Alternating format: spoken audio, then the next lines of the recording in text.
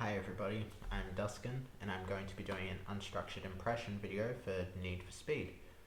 The reason I'm doing this is because uni is exhausting and there's a bunch of different classwork and assessments and stuff that I need to do. So I'm going to be doing this instead of a regular video because it takes a lot less in terms of editing and whatnot.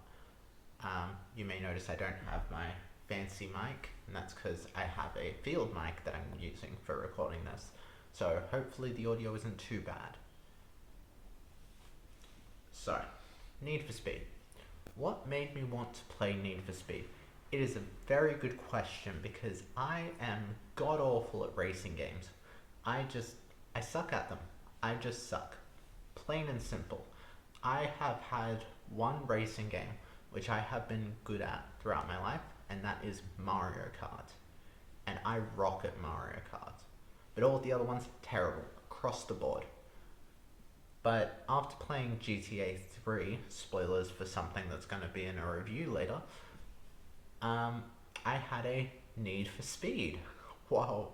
So I decided to give the 2014 or 2015, I'll show on screen which one it actually is, game a shot.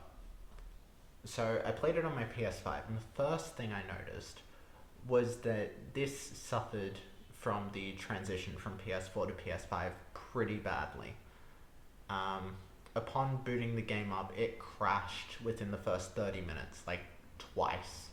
And I literally wrote in my notebook here that if it crashes a third time, I am going to quit this game and just play Ollie Ollie World instead. But it never crashed again after that threat, I guess. It's very jealous of Ollie Ollie World, what can I say? And it was smooth sailing from there on out, no issues whatsoever. I would be very curious to find out why it had these issues in the first half hour, crashing so often, and then just stopped and was smooth throughout. Because that's weird. It's weird that it had such a dramatic shift. Car pun. Intentional, totally. Then... oh god. Gonna have a drink.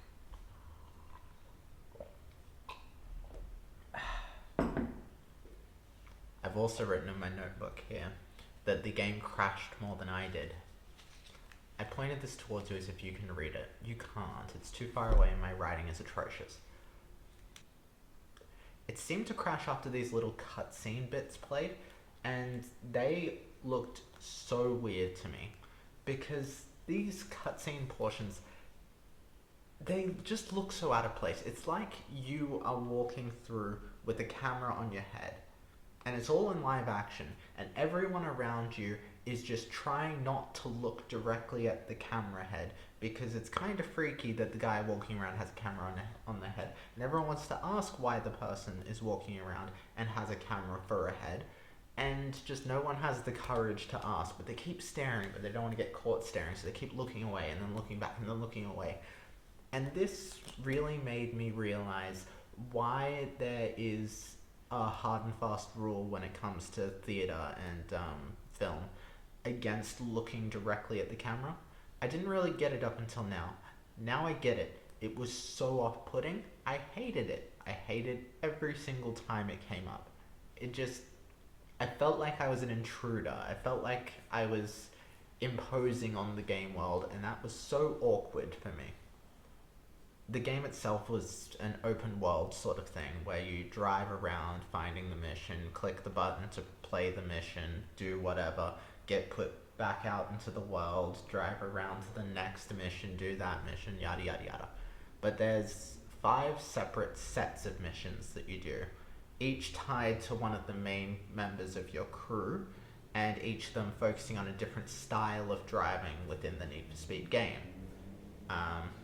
One of them was for speed, which I feel like is the most important considering that's what the game is named after.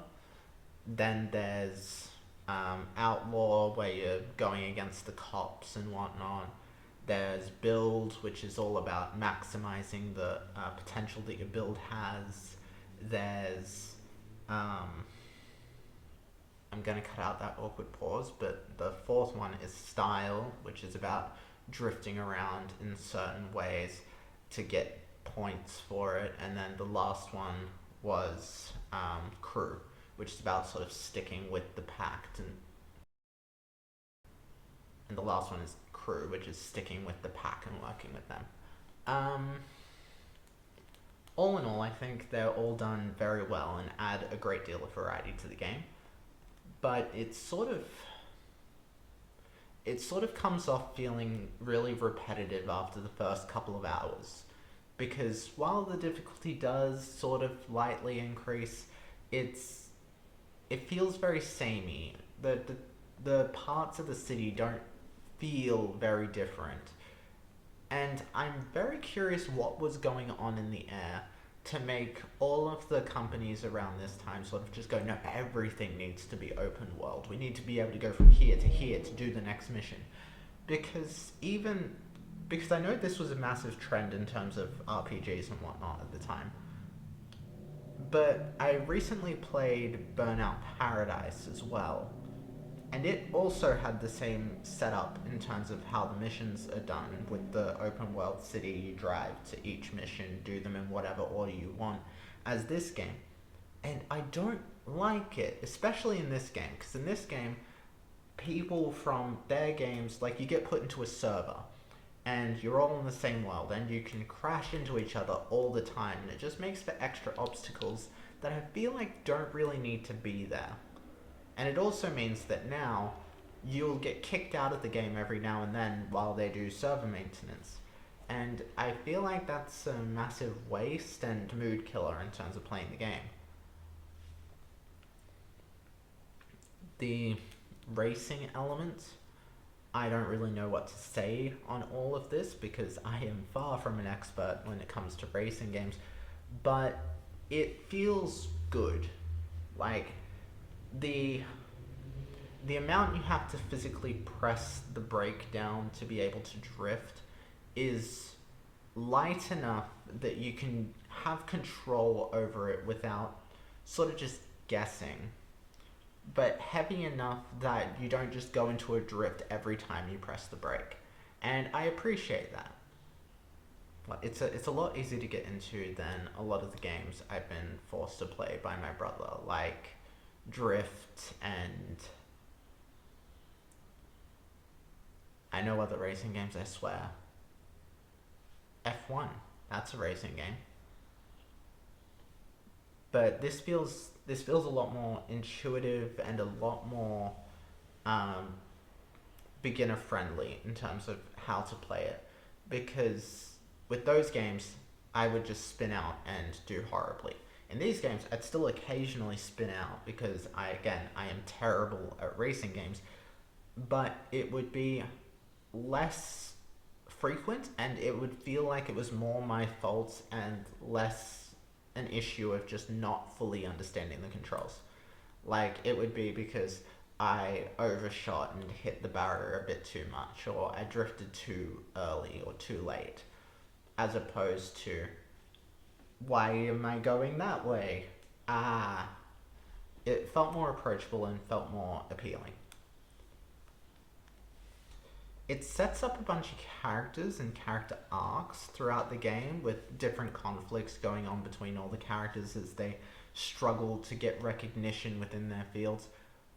But it never feels like it goes anywhere. Like, by the end of the game, they're all like, oh my god, we succeeded, yay. But, like, that's it. There's nothing else. Like, throughout the game, the one who has the most interesting stuff going on with his character is probably Spike, who's the protagonist for the speed portion. And he wants to be the fastest and the best to get the attention of his idol. And you end up being the fastest and the best with him, and he's, like, getting jealous of you throughout. But that never really goes anywhere. Like, Spike is still jealous of you at the end of the game, but he never really attacks you out of that jealousy either. So he's just sort of stagnant throughout the entire game, and that's like that for all of the characters. And it just sort of throws me off Like, you set up all these characters, you make me get somewhat invested and somewhat interested in all of them, and then you just go nowhere with it all. And so I'm just left like, is that it? Is that all this game has to offer? And yeah, apparently it is. It's good for the racing element. It's good for its structure, which I think is quite interesting, the way it has the 5 different pathways, and you can take any of them as much as you want. You can complete one completely and just ignore the other 4 until you want to go back through, as long as you maintain the high enough level and whatnot. Or you can do them all spaced out fairly evenly like I did. But it was just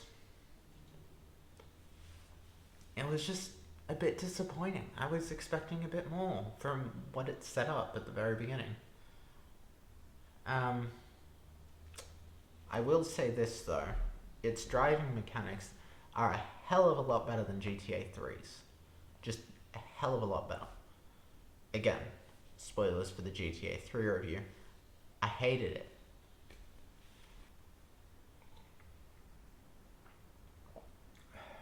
So all in all, Need for Speed, good introduction to my first attempt at drink driving. Only crashed a little bit.